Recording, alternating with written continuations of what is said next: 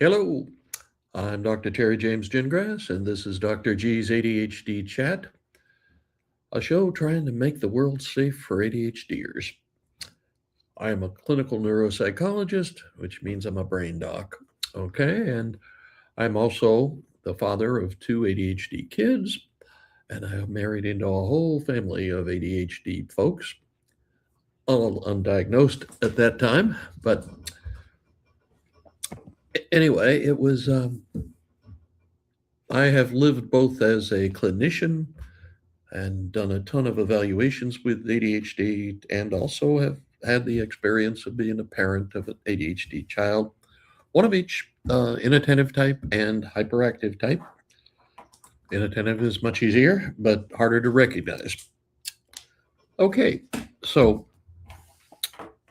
and I also I'm going to be making some changes because I have sort of slipped in, adult issues with child issues because, I mean, basically they're a lot of them are overlap, just a little difference in how old somebody is before they start dealing with these things. And so I haven't exactly decided how I'm going to indicate it on the titles and all that stuff, but I'll do a adult version and then I'll do a kid show or a parenting show, however you want to look at it. Okay, so, and I figure we'll just switch back and forth every week. And I'll probably do something to indicate it in the title, but I haven't figured that out yet. So today I want to talk about late diagnoses. Many people. Well, one of the things that frequently happened to me is that the family would bring their child in to be evaluated, because the teacher said or somebody said that probably had ADHD, and I'd finish the evaluation on the kid, and then while I'm giving the feedback to the parents, usually it's the wife. She's going, "That's just like you. That's just like you," and so then I end up evaluating the father as well, or sometimes it's the wife, but more often it would be the dad. And the thing about people who are diagnosed later in life, when they're middle aged or at least they've established some kind of a position in society and that sort of stuff. The reaction you get is it's hard to predict because growing up with ADHD and not knowing you've got it presents a lot of issues. I mean, you've got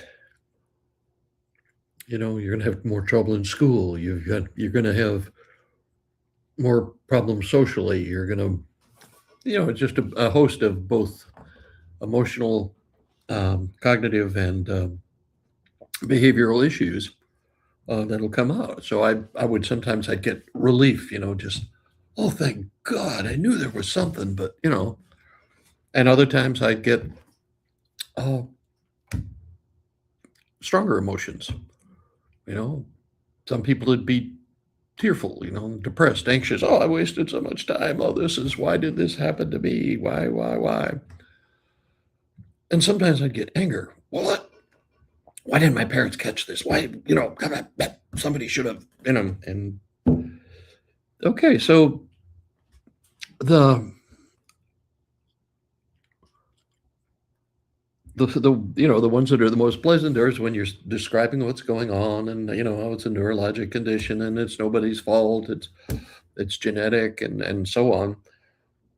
That's what you look forward to because people are so relieved. Oh, and then you've got a whole bunch of issues though. All of a sudden you've got to start streaming back through your past and see all the things that happened that are related to ADHD being undiagnosed but still present.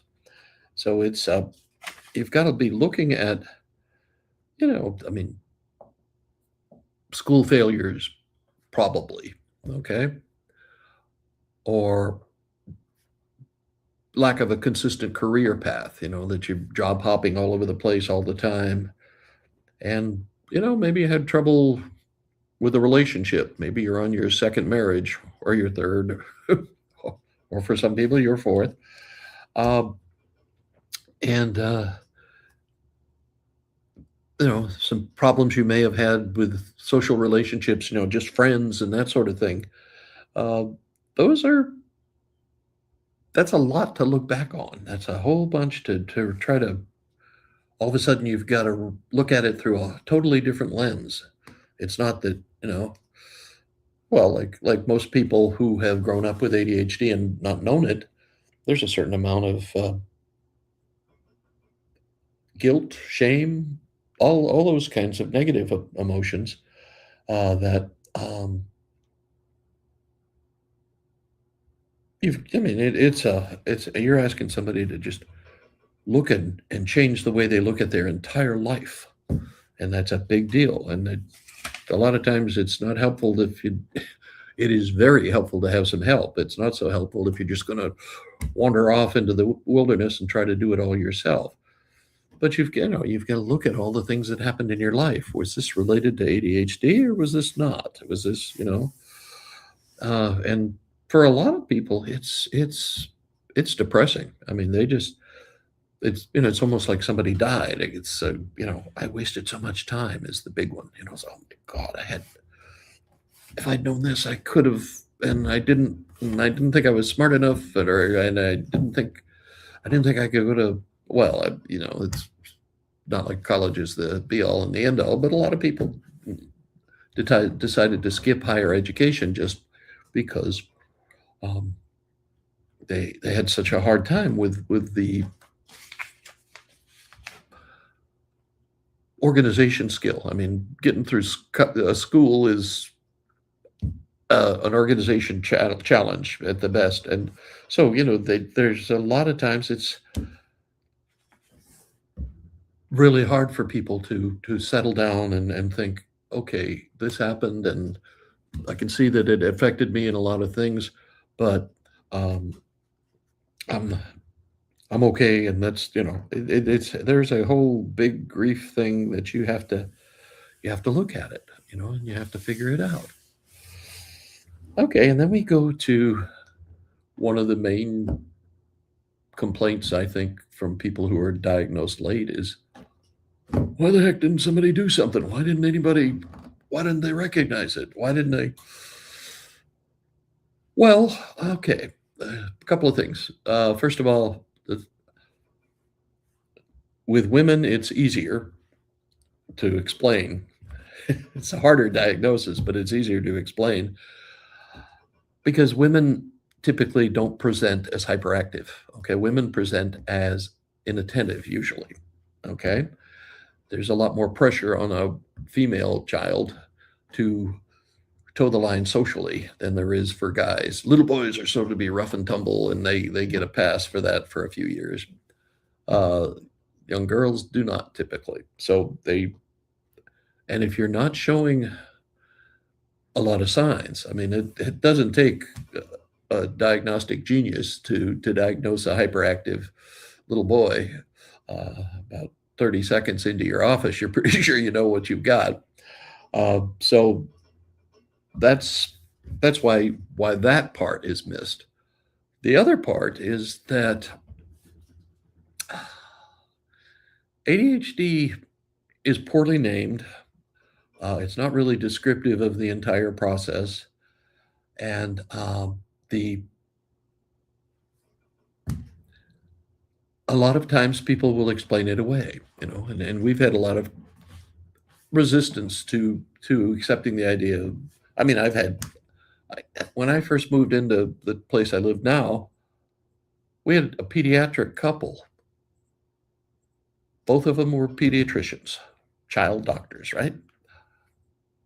The husband thought ADHD was baloney, or he used some other words to describe it, but he didn't believe in it. It's like, it's not really a religious question, but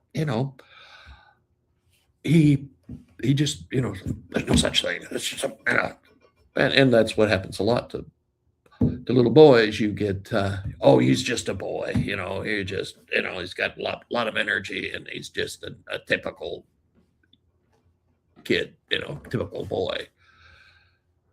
And that's probably not true. I mean, it's probably more than that if he's getting a bunch of attention from everybody.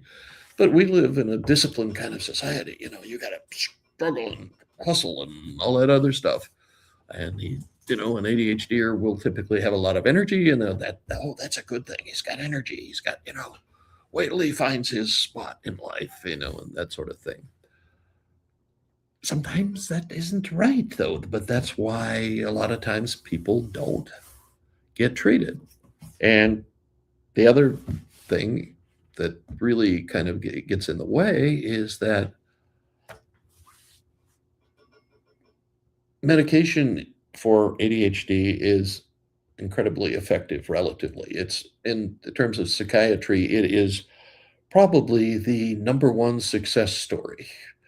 Okay, you give a child uh, the right dosage of medication, and it's like somebody switched on a light. It's like, whoa, whoa, they're so calm, they're so much more controlled, and it's like, oh wow, I didn't know that was in there. That's really great. That's a parent talking. Um, so the other problem, though, is that a lot of people think that medication is horrible and terrible, and it's going to cause big problems later on in life. And it's like especially the stimulants oh, it's a gateway drug. It's going to lead them to substance abuse. Surprise!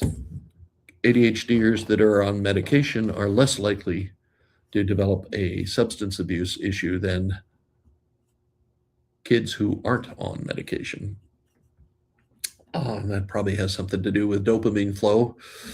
When you're on medication, you're getting plenty.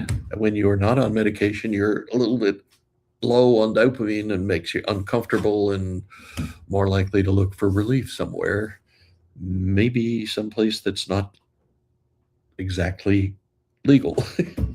And worse than that, it may not be good for you.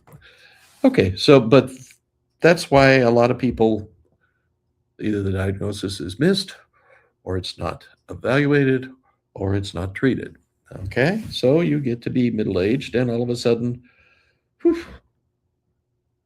you get told, "Yeah, you've got it. You've had it your whole life," and because you don't all of a sudden develop it when you turn 30 or something. You've had it all along, and you've made some adjustments to it, and some that worked out okay, and some that probably didn't work out very well. So, there's always, okay, it's good. It's great that I know what's going on. And now I know I'm not lazy, crazy, or stupid, as Ms. Kelly has written many times. Uh, that's got to be the greatest title for a book, at least in a sort of psychology sort of framework, because that's exactly what kids start thinking. I must be stupid. I'm not smart. I can't do school. No, babe, no, got nothing to do with that. Has to do with school wants you to sit quietly for 6 hours and take notes and read and don't do anything active. And that's literally not in your DNA. Okay, so that's the relief part is the knowing. The anger part is, why did it take so long? And depending depending on your relationship with your parents, depending on the events in your life, you may just find somebody that you think totally neglected you or did the wrong thing, or did something. My dad was into spanking all the time, and uh, then you may be angry, and that's and then probably you flip back and forth and you feel a little bit of both things. Okay, but eventually you've got to adapt and adjust. And the other part is that eventually you're gonna have to tell people, okay? In my little example, where the wife recognizes that her husband is just like the kid, and they both have ADHD, that's smooth, the number one other person in your life other than, your parents is your spouse, and you gotta figure out how to tell them. And probably the hard trickiest one is to be telling your parents at a late date that, "Yeah, I've been diagnosed with ADHD," and depending on your relationship with your parents, that can be a real tricky conversation. And then there's other things like, telling telling your job, and that's a tricky one. ADHD is protected under the Americans with Disabilities Act, and technically they are required to give you accommodations, a quiet work environment or whatever, helps you. But, businesses have ways of making it so if they don't want you to be getting a lot of special treatments or things, they can make it uncomfortable for you to stay in the job, even though, nothing will be written down that would suggest that you're getting any kind of uh, differential but negative treatment, so but that can happen. So but the a lot of times what'll happen is, a guy will go to his supervisor or boss or whatever and they say, I just been diagnosed with ADHD. And then the boss will say, yeah, me too. I've had it for, dip, dip, dip, dip. What do you need? Sometimes it works like that, but sometimes it doesn't. And, I've had patients who basically were forced out of a job, all very legally, but questionable. So don't just blindly bull in. Do your check your environment and see if there are other people running around with ADHD. Then it's not a big deal. Um,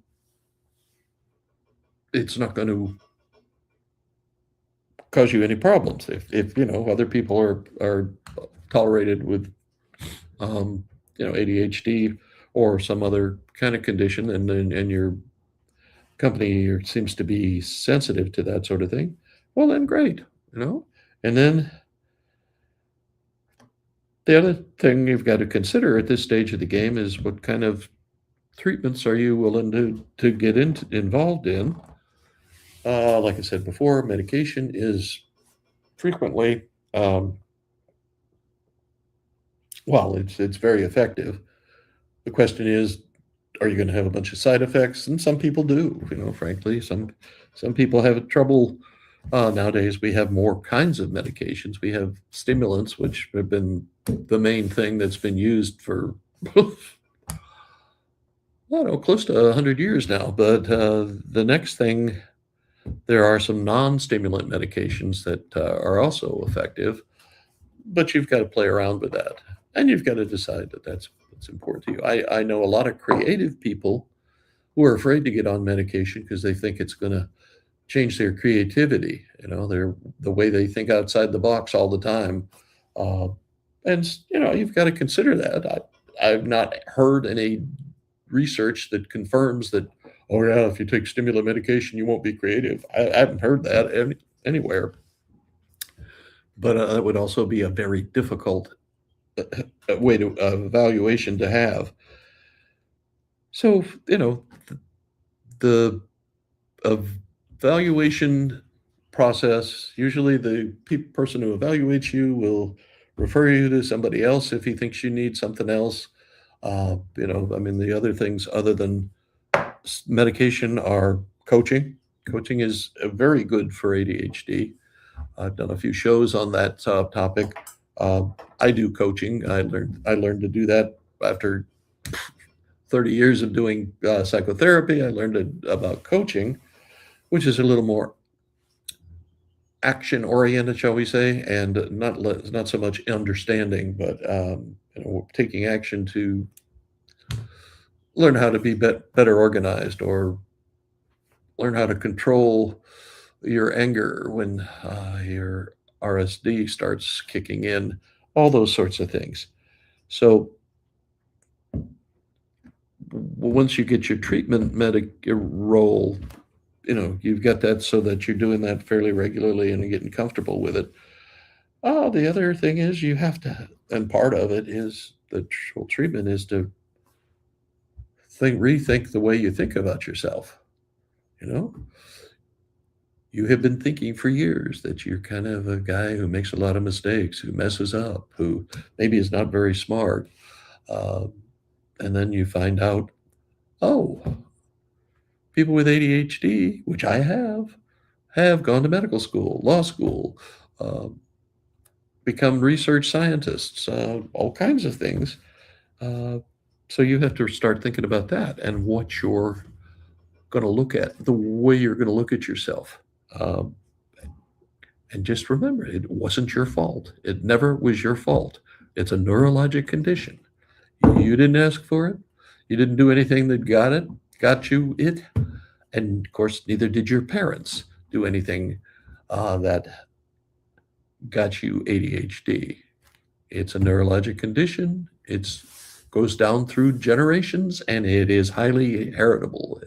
That is, you can inherit it, and that's not your fault, and that's not anybody's fault. It's a thing. It's like being tall or short, blue-eyed or brown-eyed. Anyway, so you've got to look at and learn how your whole life has revolved around this without you knowing it. You had wins and losses. What were the wins? What were you doing? And why were there big losses? There, a lot of times it was, well, I was a little impulsive. I didn't think it through before I did it, kind of thing. And then some of the successes are usually, yeah, I saw this problem and nobody else could seem to figure it out. And it just was also obvious to me. And those are the wins. Okay. And that's why a lot of times ADHDers do real well, because they see problems differently than neurotypical people do. And a lot of times that leads them to be able to find big solutions that nobody else could see. And you don't want to mess with that, but you want to take advantage for it. On the other hand, you maybe have had problems with relationships, romantic and social. It is, well, and nowadays it's hard to tell with the divorce situation being what it is. I mean, like I've been married over 50 years, and I'm just amazed at how many people my age have been divorced 4 times. It's like, whoa, how do you handle that? Okay, and so that's what the main issues are in terms of late diagnosis, and ideally you're diagnosed when you're 6 or 7 years old and treated early, and everything's smooth till you get through college, and then you decide whether you're going to keep treatment or not. On and on. And some people do it their whole lives and have long, successful lives, and some people bump around a little bit. But anyway, so if this is particularly recognizable to you, if you see yourself, oh yes, this is me, I've done this and I've had all these, I think you need to be looking at doing some coaching with somebody who's familiar with ADHD. And yes, that includes me. Okay, so if you want to get, well, they call it a discovery session, but it's basically 20 minutes or half hour or so, just talking, finding out what the main issues are, and seeing if we can tolerate each other, and so on. So that's, you can get in touch with me at my website, which is terrygingrassphd.com. And you just sign up on Calendly, and then we get an appointment. Cal, I'm not exactly the most tech savvy guy on the planet. I'm using a lot of different software and that sort of thing now. But um, I have a Smith Corona, which, if you don't know what that is, it's a typewriter that I did my dissertation on. So there. But now we're all into all these AI things. And yes, I spent the afternoon with Gemini, and I spent the afternoon before that with Claude, and so I'm doing these things. But Calendly is sometimes a little persnickety, but in general, you just sign up for a time. They send me a little message that lets me know, and then we get together. Okay, so this has been ADHD Chat, Dr. G's ADHD Chat, and we're trying to make the world safe for ADHDers. Because a lot of times the big thing with ADHD adaptation and adjustment is knowing what environments you function in best. And that's a big deal. And the same thing with the schools. Our schools are designed on a model that's 100 years old at least. And not many people enjoy just sitting still and listening to somebody talk at them. And although I was pretty good at it, it's not the best way to learn. Okay, maybe I'll talk about that a little bit later. But till then, we will catch you next week.